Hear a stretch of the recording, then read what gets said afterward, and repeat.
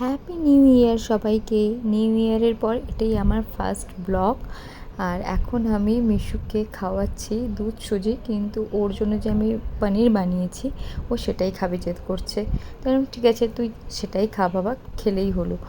আর এতটাই দুষ্টুমি করছে, তো রাজ কী করেছে, মিশুকে টিনের বেডে ওর যে কটটা আছে ওইখানে রেখে দিয়েছে, যাতে কিছুক্ষণও ওটা নিয়ে বিজি থাকে। ও আপনাদের তো বলতে ভুলেই গেছি, টিনটিন হচ্ছে আমাদের ছোট ছেলে। এখন মিশুক ওয়াশিং মেশিনে জামা কাপড় কাচতে দিতে এসেছে। কিছু না কিছু ওকে করতেই হবে, বড়দের কাজ মোটামুটি। তবে মাঝে মাঝে বেশ হেল্পফুলও হয় কারোর কাজগুলো। আজকে কোথাও বেরোনোর প্ল্যান তো ছিল না, কিন্তু খুব মন খারাপ হচ্ছিল, কারণ বাবা মা কালকেই চলে গেছে। নিউ ইয়ারটা কাটিয়ে গেলে বেশ ভালোই লাগতো, কী আর করা যাবে। কিন্তু কতক্ষণ আর মন খারাপ করে বসে থাকবো, বাচ্চাদের জন্য তো উঠে সব কিছু করতেই হচ্ছে, আর ওদেরও ভালো লাগছে না। তাই জন্য ভাবলাম মিশুককে নিয়ে একটু প্লেগ্রাউন্ডে যাই। আর রাজ বললো চলো, দুপুরে তো ওই আলু সেদ্ধ ভাত খেয়েছি, এখন একটু ঠিকঠাক খেয়ে আসি, নিউ ইয়ার বলে কথা। ফার্স্ট ডে যদি ঠিকঠাক না খাই, সারা বছর এরকম আলু সেদ্ধ ভাত খেয়েই যেতে হবে। আসলে ভেবেছিলাম আলু ডিম সেদ্ধ ভাত করব, কিন্তু যখন ডিম সেদ্ধ করতে গেলাম তখন দেখলাম ডিম একটাই আছে, যেটা আমি মিশুককে দিয়ে দিয়েছি। হ্যালো মিস্টার, কি করতে পারছিস তুই? আই কোথায় আছে দেখাতে পারবে না? আই কোথায়? ফিশ কোথায় দেখে দাও, ফিশ কোথায় আছে দেখে দাও। ফিশ আর আই কোথায় লেখা আছে? এটা খাবে? আচ্ছা এটা খাবে। আর কোনটা খাবে তুমি? ফিশ খাবে? ও মাই গড, ফিশ খাবে? কোনটা খাবে বাবা?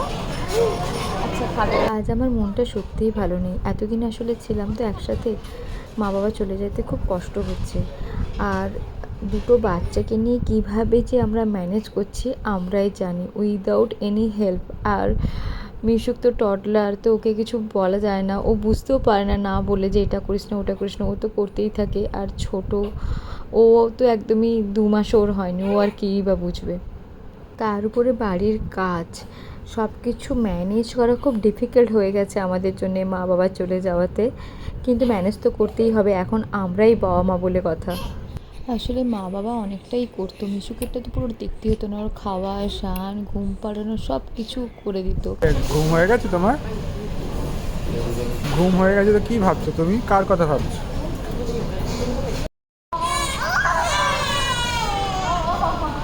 টিনটিন কাঁদলে মিশুক আবার গান গায় আ ও করে, খুব কিউট লাগে। তবে মাঝে মাঝে ও ঘুমোতে থাকে, তখনও গিয়ে ডেকে দেয়, সেটা খুবই কষ্টের। প্রায় 1:30 বাজে, এখন আমরা বাড়ির বাকি কাজগুলো করছি। রাজ তো সিরিজ দেখতে দেখতে বাসন মাজছে, আর আমি মোছামুছি করার পর একটু কাড়া বানাচ্ছি, খুব ঠান্ডা লেগেছে। আর এটাই ছিল আমাদের নিউ ইয়ার।